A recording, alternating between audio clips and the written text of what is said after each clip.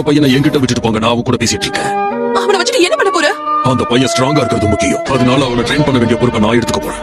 இன்னையில இருந்து சரியா 2 வருஷத்துல சயன் 2 பேர் பூமிக்கு வருவாங்க. அதுக்கு இவன் தயாராகணும்.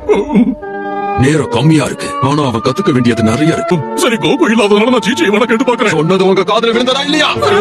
நம்ம கிட்ட நேரம் சுத்தமா இல்ல. எவ்வளவு வேகமா முடியுமோ அவ்வளவு வேகமா அவனை ட்ரெயின் பண்ணணும்.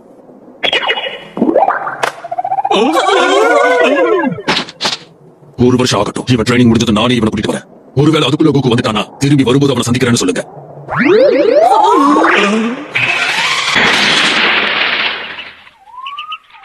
ஓகே பையா, அவனை ரொம்ப நேரம் தூங்க விட்டுட்டேன். இப்ப நீ எழுந்திருக்க வேண்டிய நேரம்.